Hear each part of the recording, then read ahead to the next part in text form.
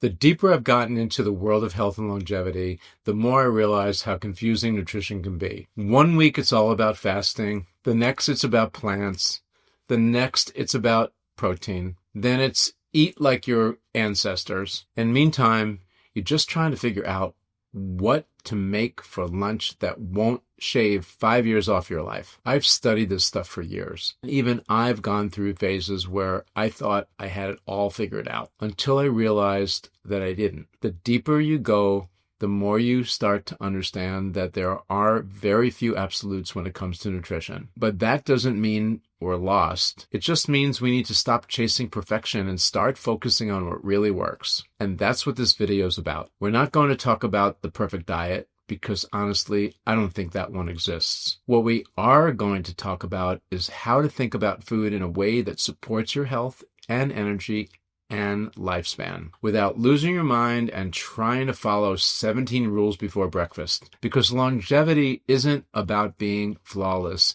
It's about stacking small, smart choices.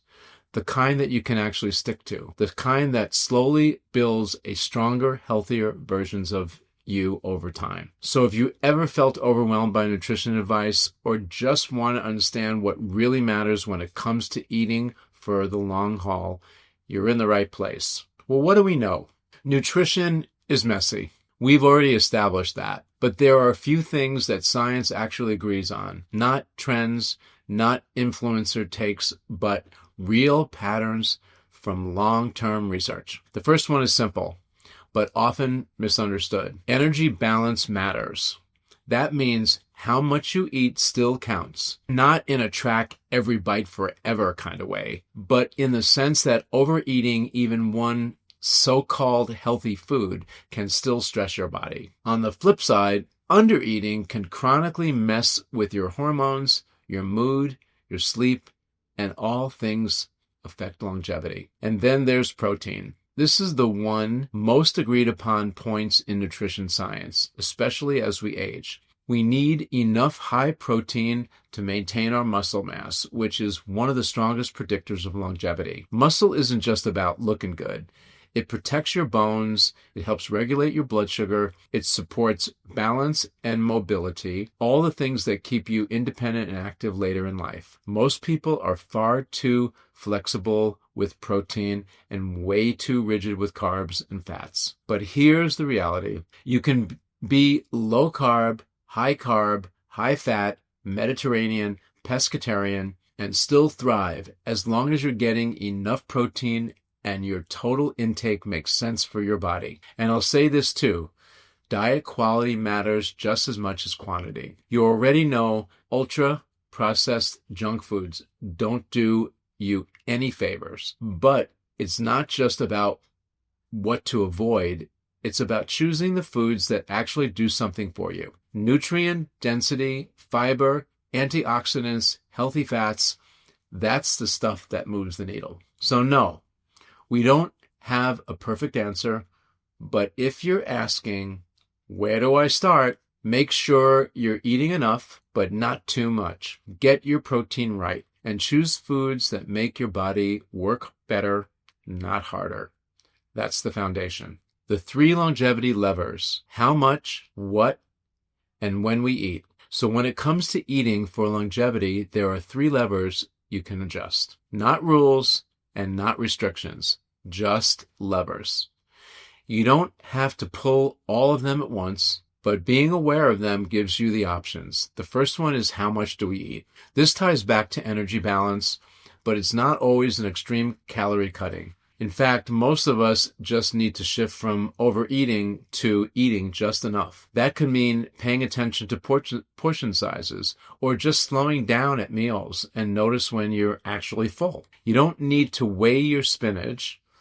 You just need to eat to feel energized, not stuffed. In Okinawa, Japan, there's a practice called hara hachi bu, which means eating enough till you're about 80% full. This mindful approach prevents overeating and reduces the risks of chronic diseases. Similarly, in other blue zones, a blue zone is a geographic area around the world known for exceptionally long lifespans and high rates of centenarians, people that tend to eat smaller portions, avoid excess calorie intake, and contributing to their overall health and longevity. The second lever is what you eat, and this is where it gets a little bit personal, but also can be fun. The patterns we see in long-living cultures are pretty consistent, mostly whole foods, plenty of plants, healthy fats, and a little bit of animal protein. Not too much and not too little. So what does that actually look like? Think beans, lentils, olive oil, salmon, sweet potatoes, dark leafy vegetables, fermented foods like kombucha or sauerkraut, berries, walnuts, pumpkin seeds, mushrooms, and colorful vegetables in general. One of the simplest things you can do is try to get as many colors on your plate as you can each day. Bright red peppers, purple cabbage, orange carrots, green herbs. That's not just pretty, it's nutrient dense. The diets in blue zones are predominantly plant-based, rich in whole foods, and low in processed items. For example, in Okinawa, Japan, the traditional diet includes sweet potatoes, tofu, seaweed, and a variety of vegetables. In Sardinia, Italy, meals often consist of whole foods, legumes like fava beans, garden vegetables, a moderate amount of goat cheese. In Ikera, Greece, the diet emphasizes wild greens, legumes, potatoes, olive oil with occasional fish and meat. In Nicoya, Costa Rica, staples include beans, corn tortillas, squash, and tropical fruits like papaya and bananas. In Loma Linda, California, many residents follow a vegetarian diet rich in legumes, nuts, whole grains, and soy products. These diets are not only nutritious, but they also are sustainable and culturally rooted, contributing to residents' long and healthy lives. And the third lever we talk about is when you eat. This is a newer science, but it's really promising. We're learning that when you give your body some time without food, say 12 to 14 hours every night, it kicks into a certain repair process. That's called time-restricted eating, and it doesn't have to be extreme. It just means finishing your dinner a little early and maybe skipping your late-night snack. That break from constant digestion gives your body time to reset and rest.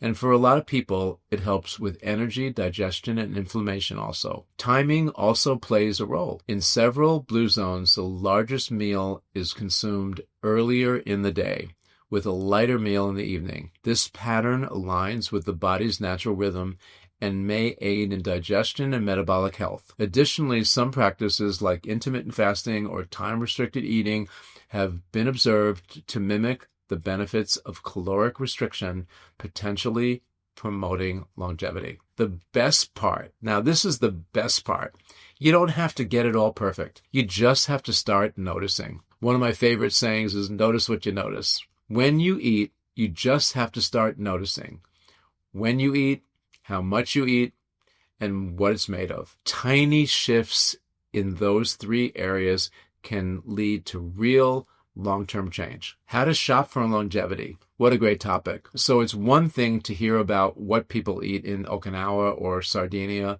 but when you're standing in the middle of a supermarket in the UK or the US or anywhere else in the world, the question is, what do I actually buy? This is where things tend to fall apart for most people, because the modern grocery store isn't exactly designed for longevity in mind. It's designed for convenience, for cravings, and for marketing. Bright colors, labels shout out high protein or immune support. But when you look at the ingredients, it's usually ultra processed, full of additives, and often more expensive than it needs to be. So here's where it gets interesting. Someone that works for me started doing something kind of brilliant. He gave his ChatGPT AI assistant a simple challenge. I need to go to shop. I only have about 15 to 20 pounds to spend. Make me a shopping list that focuses on longevity, cancer-fighting foods, and things that are actually easy to prepare.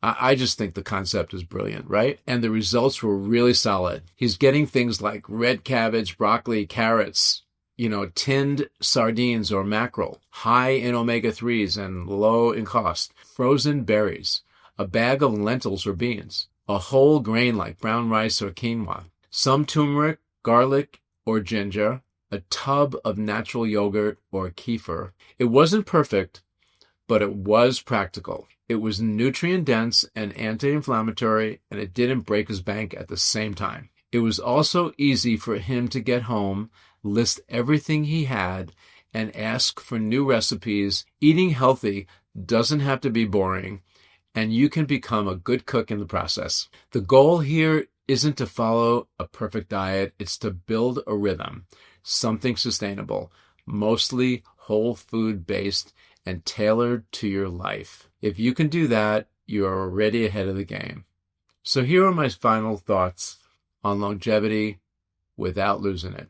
If there's one thing I've learned through all of my years in wellness, it's that longevity isn't about being perfect. It's not about obsessing over macros or chasing the latest food trend. It's about creating a way of eating that supports your energy today and protects your health for the long haul. We know the basics. Eat mostly whole foods, get enough protein, don't overdo it, and try to give your body some break in between meals. Okay, and we know from the longest living cultures in the world that food isn't just fuel, it's culture, it's community, it's rhythm. Meals are slower, more mindful, less processed. The hard part isn't knowing what to do, it's doing it in a way that fits your real life. That's why I love what David's doing with AI and smart shopping.